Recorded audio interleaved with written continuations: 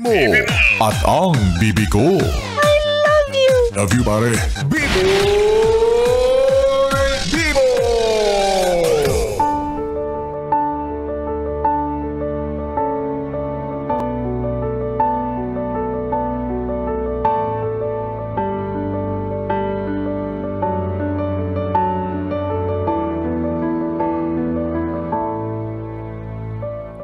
Yes, friend, ako'y nagbabalik, DJ B-Boy Bibo, para sa ating tuloy-tuloy na BB Time tungkol sa usaping pag-ibig na makasalanan.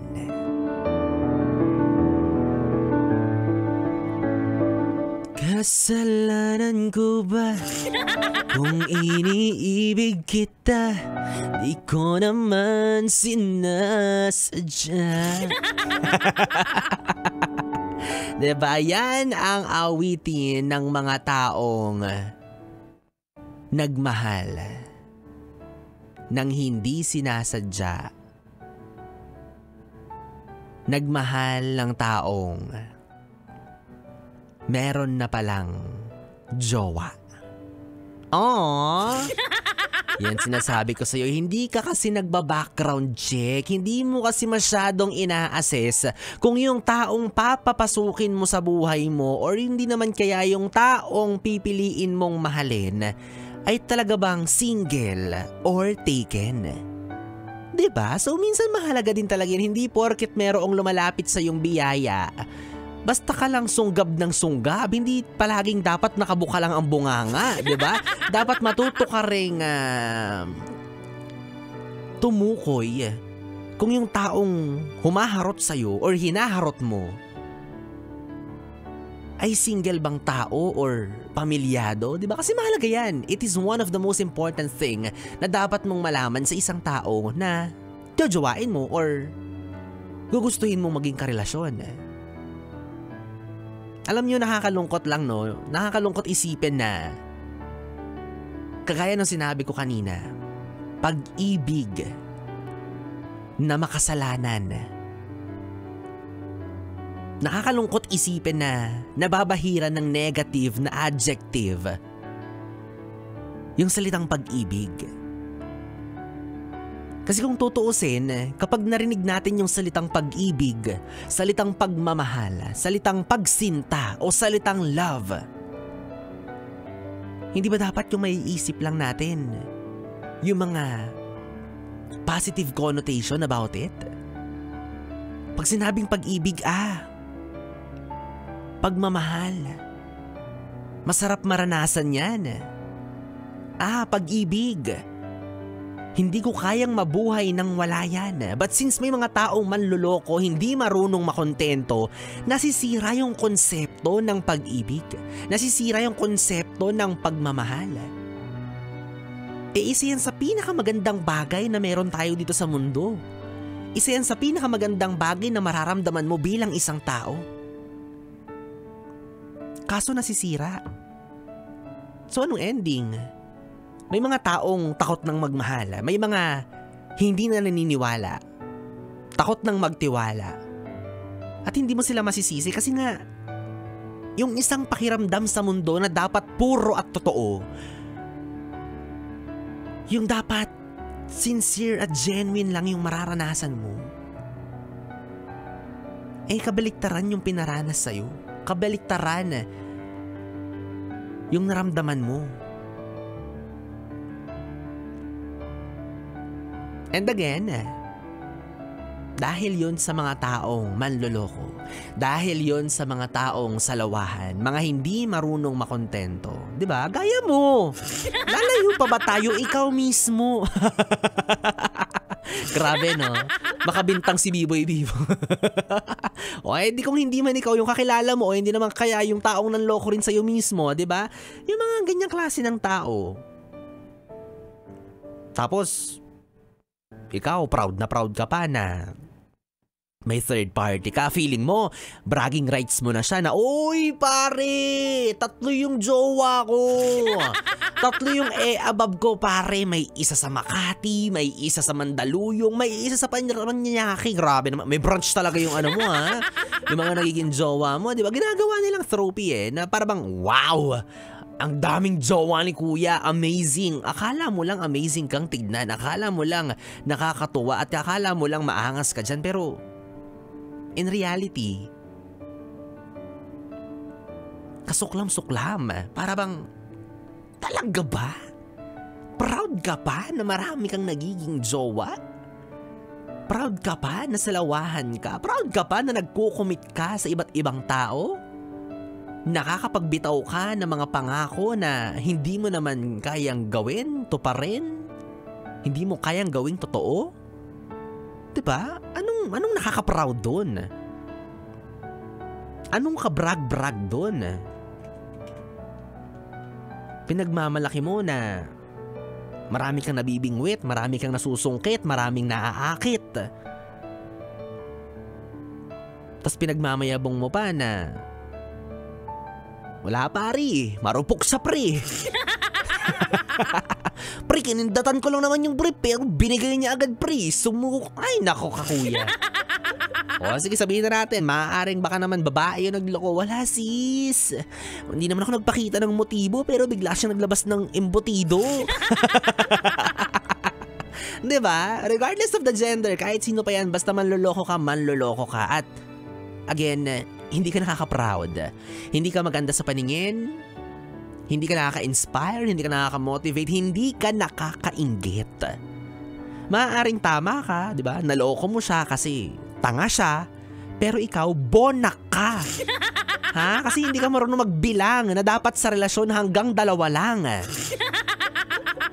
Imagine, ang dami mong niloloko. Niloloko mo yung sarili mo, di ba? Una dyan sa lahat, biktima mo yung sarili mo eh. Kasi hindi mo binibigyan ng pagkakataon yung sarili mo na magmahal ng tapat at totoo. Kaya biktima mo rin yung sarili mo. Pangalawa na biktima mo yung totoong kapartner mo.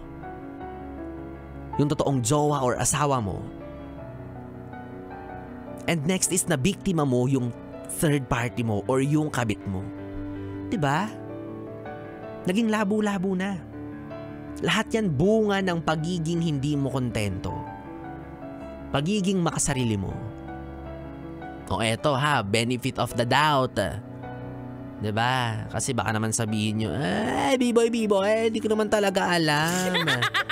O, sige, sabihin na nating biktima ka lang talaga, 'di ba? Biktima lang kayong dalawa dahil merong isang tao na nangati yung tapos nagpakamot sa kung sino-sino, 'di ba? O di sabihin na natin, sige, benefit of the doubt. Maaring hindi mo nga naman din talaga sinasadyang maging kerida, maging kabit, maging mistress, maging number 2, maging third party, wala tayong magagawa. 'Di ba? Kung ano yung ibabato sa iyo ng mundo ng mga nakapaligid sa inyo, ng mga taong nakakaalam ng totoo, maaaring sabihan ka nila talaga nila na malande, maharot, makire. Yun na yun eh. Yun na yung magiging image mo sa paningin nila. Kahit hindi ka nila tunay na kilala. That's the sad truth about it. Hindi mo maiiwasan yan. Masasapul at masasapul ka ng mga katagang yan. Kaya ang tama mong gawin ay tapusin yung isang bagay na hindi na sana nasimulan una pa lang. Yung bagay na binibintang sa'yo ng mundo, wag mo nang panindigan, di ba? Wag nang matigas ang fes, ate. Okay lang na makapal ang funda, ang foundation, pero yung mukha, medyo bawasan natin yung kapal, ha? Oo, kasi marami na tayong narinig na kwento, marami rin tayong kakilala na alam niya na ngang kabit siya or alam na nga niya na magiging kabit siya kapag nakipagharutan pa siya at itinuloy niya, talaga namang matapang pa, di ba? Ay, wala akong pakialam. Ay, ano naman kung magiging kabit ako, ako ang mahal. Sure ka ba dyan? Di ba? Pinagpalit nga yung una. Paano ka naman nakakasigurado na hindi niya gagawin yun sa'yo? Rar. Diba? So, wag mo nang panindigan, wag mo nang ipaglaban yung klase ng pag-ibig na yan. Kasi una sa lahat, merong kinaagrabyado. Merong isang taong nasasaktan. Merong isang taong lumuluha dahil masaya kayo, 'di ba? Masaya kayo sa ginagawa nyo, pero may isang tao na hindi makatulog sa gabi kasi grabe yung emotional damage na nagawa nyo sa kanila or sa kanya, 'di ba? So, itigil mo na. Walang paroroonan 'yan. Kumbaga, para kang nagwawalis pero nakabukas yung electric fan, 'di ba? Niloloko mo lang yung sarili mo, ganon. Para kang naglalaba pero walang sabon, 'yan. 'Di ba? Kaya walang paroroonan 'yan. At kung meron man, wow. Wow kung meron man, di ba? Pero, hanggat maaga pa, hanggat maaari, hanggat kaya pa, suko mo na siya. Huwag mo nang ipaglaban yan, hindi porket minahal ka niya, pinili ka niya, tama na. Okay lang. Hindi ganun yun. Mali at mali pa rin. Lalo na kung hindi pa naman siya totally settled doon sa una niya. Pinagsabay kayong dalawa at nakipagsabayan ka naman talaga, naging competitive ka, wow! Tigil mo yan. Kasi pag pinagpatuloy mo yan, kahit alam mong mayroong nasasaktan, baka nga tama sila. Makiri ka talaga, di ba? Or, otherwise, tanggap mo na, wala, hindi makiri. Kung makiri, at least may love, di ba? At least may jowa. Ganun ba yun? Di ba? Kahit makaapak ka ng kapwa mo, basta ikasasaya mo. For me, it's a no. It's a big, big no. Pero para sa lahat ng mga yes friend natin, no? Paano mo nga ba malalaman kung isa kang kabet or third party? Paano mo nga ba malalaman kung yung taong napamahal sa'yo at taong minahal mo ay may iba na palang nagmamay-ari ng puso? Diba? Hindi natin alam.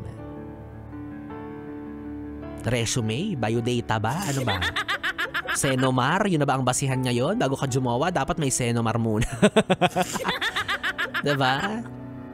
Or siguro kapag tinagal-tagal ng relasyon ninyo, never kang pinost sa internet. Ayan.